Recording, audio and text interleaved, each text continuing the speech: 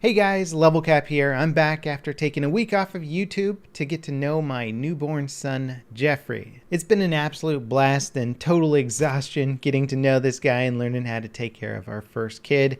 It's been a lot of fun. I'm glad I took a week off to help my wife out, and now we've got a little help from the family, and I'm coming back to YouTube to get back into the swing of things. A lot of stuff happened since I was gone. It's amazing what can happen in a single week in the gaming culture, even if it is just about first-person shooters on the PC platform. Now, aside from Battlefield 1 coming out with its biggest DLC so far, In the Name of the Tsar, with tons of new weapons, 6 new maps, and relatively positive reviews from most people out there, PlayerUnknown's Battlegrounds has also made some pretty impressive announcements, and this next week, or rather this week that we're in now, is going to deliver a lot of really cool stuff. And first up, PlayerUnknown's Battlegrounds, not to anyone's surprise, I'm sure at this point, has achieved 10 million sales of the game. Absolutely insane. But what's really cool is when you put up this graphic here posted by a Twitter user that shows how fast Minecraft grew compared to PubG. You can see that PubG is growing at a rate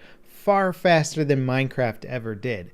It's just really cool to watch and sort of think about how big this game is going to be eventually. It's probably going to sell more copies than just about every other AAA first-person shooter that's ever been released. And that is really saying something. It's going to be a huge amount of sales, and it will ultimately probably be one of the most successful games in history. Now, of course, this news probably won't surprise that many of you out there. For anyone who's been following PUBG or playing it, you know that the game is absolutely on fire right now. It's taken off like a rocket ship, and there's no end in sight.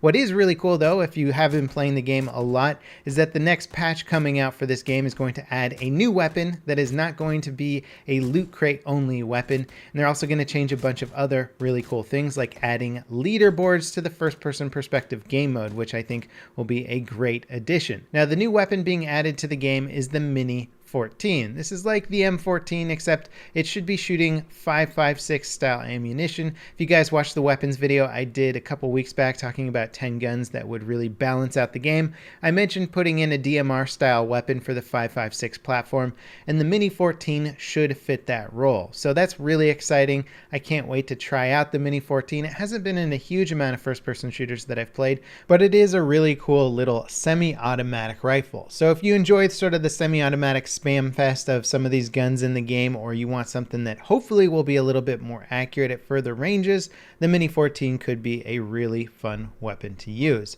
Very curious to see how it balances out in game, and very excited to use it. Brendan Green, aka PlayerUnknown, also tweeted out an image of the new foggy weather effect that should be coming in this next patch. You can see it here, and it really does look like it's going to reduce your ranged visibility by a huge margin. So this is going to make some of the long-range sniper variant weapons probably a lot less effective.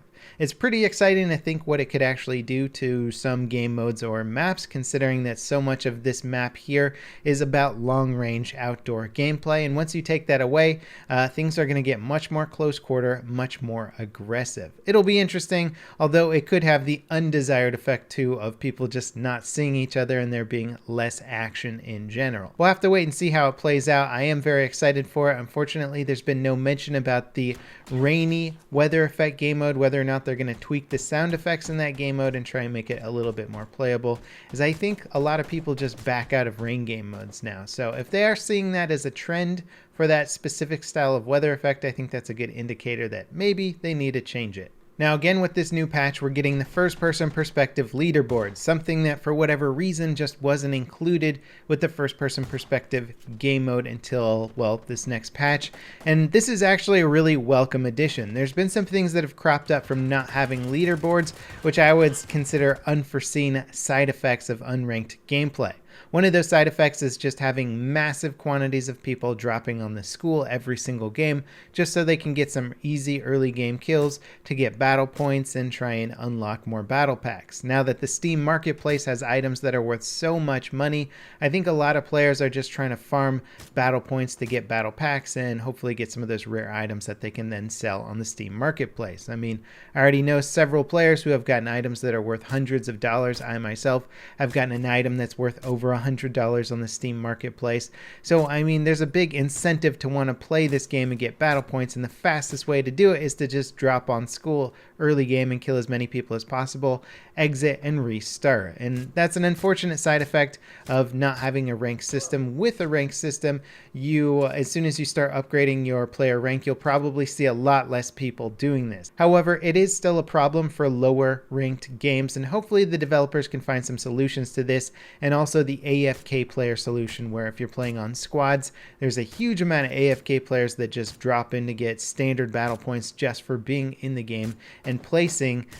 Even if you die within the first like 20 seconds of landing, you'll still get battle points for it. And so there's a lot of bots or AFK players taking advantage of this, and I think the devs really need to find some solutions to this whole battle point farming situation sooner rather than later. Now, speaking of upgrades to the first-person perspective, the OCE servers have received first-person perspective. I don't know why they haven't applied first-person perspective to all servers yet, why the rollout is taking so long, but hey, baby steps, I guess, for this game. If there are technical issues with rolling it out immediately, I'm sure that's why they haven't done so yet. Now, it's been a while since I've talked about cross-platform play in PUBG. This is something that the developers surprisingly really want to try and support.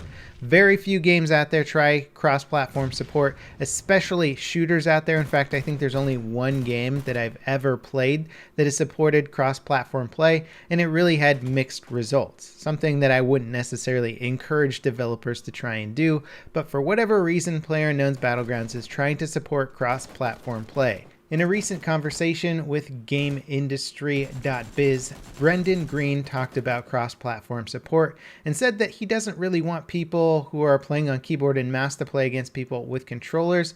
So this sounds like it might be a way for people on PC to plug in a controller and play with their friends on console. This sounds pretty cool, provided that they can actually prevent people from somehow finding a workaround this system and using keyboard and mouse to play against people on PC. Of course, they are talking about adding aim assist into the games and trying to do what Destiny did, in that you can plug a controller into your PC and you will get aim assist on the PC because you're using a controller. So essentially you'll have the same properties as the console platform on a PC once you plug a controller into play. So far, I haven't seen anybody try and abuse this system or heard about it too much yet, especially on the Destiny 2 PC beta.